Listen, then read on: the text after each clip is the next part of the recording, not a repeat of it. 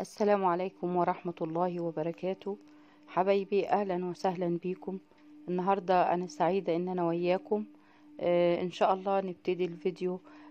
بس بعد ما تعملوا اشتراك في القناة، اللي أول مرة يشوف قناتي ويعمل لايك للفيديو وسبسكرايب للقناة. واتمنى انكم تتابعوا الفيديو للاخر، لان من الفكرة الواحدة بقول لكم كذا فكرة. في نهاية الفيديو ممكن تنفذوها في البيت بمنتهى البساطة. ما تنسوش، انا منتظراكم الساعة 8 مساء بتوقيت القاهرة، ان شاء الله، في بث مباشر ان شاء الله. اتمنى لو تحبوا نتكلم في موضوعات تحبوا نتكلم فيها غير الموضوع اللي بختاره، تقولوا لي من دلوقتي في الكومنتات علشان الحق اجهز للموضوع ان شاء الله. طبعا كلنا عندنا فوط كتير جدا، ومنها اللي اتقطع وباظ والكلام ده كله. فاحنا النهاردة من القصاقيس بتاعة الفوط اللي بايظة ومهترئة، ممكن نعمل فكرة روعة هتنفع في البيت جدا، وفي اي مكان في البيت، وهتخلي البيت كله يبقى روعة، بريحة جميلة وزي الجنة بالظبط. لو شفتوا الفيديو لازم هتنفذوا الفكرة ان شاء الله وتستفيدوا بيها، وخصوصا المناسبات الحلوة جاية والأعياد وشهر رمضان المبارك، وعايزين بيوتنا تبقى زي ما بيقولوا روعة. أتمنى تتابعوا الفيديو وهتشوفوا إن شاء الله الفكرة هتعجبكم. معلش، هي دي فوطة أصلا كنت قعدت تدويرها قبل كده، فأماكن الشمع مرضيتش تطلع، فأنا هعمل عليها الفكرة، وبرضو هنداري كل حاجة تكون مش مظبطة.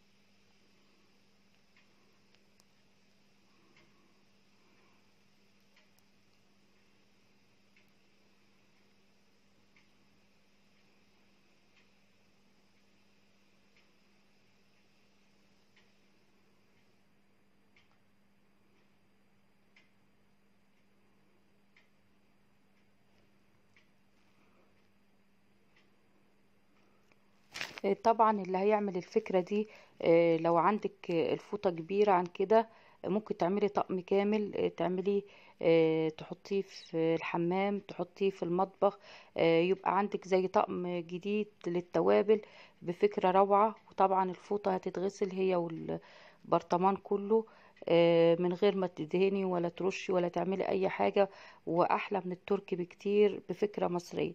لكن انا الفكره اللي انا عايزه اعملها مش طقم توابل بس، يعني ممكن لو عندك برطمانات كتيره جدا هنعمل افكار روعه تنفع للحمام وللريسبشن ولاي حته في البيت عندك، في اوضه النوم، ال... في اي مكان يعجبك. فتابع الفيديو برضو هتشوفي الفكره هتعجبك جدا. خليك كل حاجه روعه عندك. دي بيكربونات صوديوم، انتوا عارفينها، ليها قدرة كبيرة على امتصاص الروائح الكريهة، وكمان بتخلي البكتيريا، يعني ما تبقاش في المكان بكتيريا ولا حاجات زي كده. ممكن تحطي كمية منها، تملي مثلا البرطمان او شوية منه، وتحطي معاها صابونة زي كده في الحمام، وتبقى زي آه، مكان لحفظ الصابون.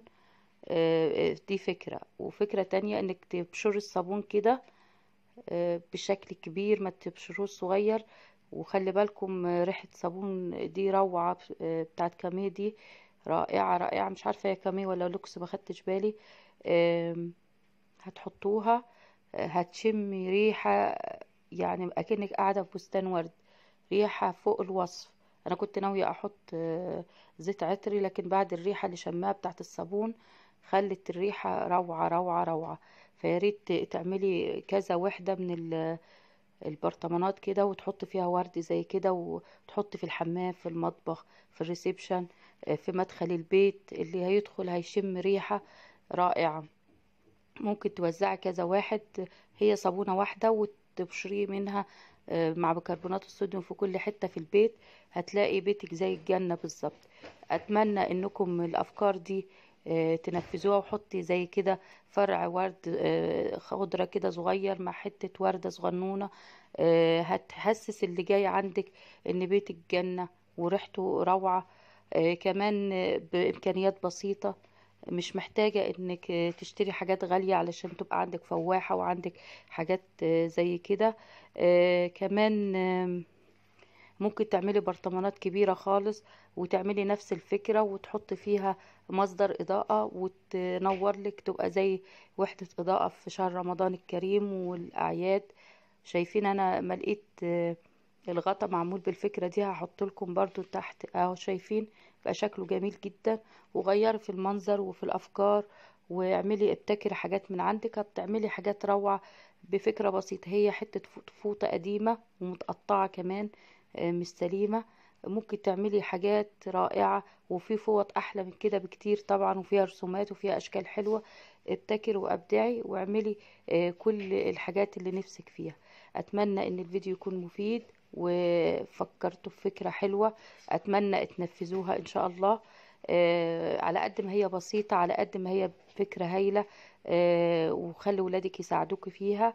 وكل سنة وانتم طيبين، وإن شاء الله يبقى رمضان كريم علينا جميعا، والأعياد كلها تهل علينا بالخير والبركة والسعادة. وما تنسوش منتظراكم في البث المباشر الساعة 8 مساء بتوقيت القاهرة. أتمنى تكونوا موجودين، وأسعد بكم وتسعدوا وتستفيدوا إن شاء الله باللي هنقدمه فيه. لايك للفيديو وشير ليه، وتفعيل زر الجرس وسبسكرايب للقناة. والسلام عليكم ورحمة الله وبركاته.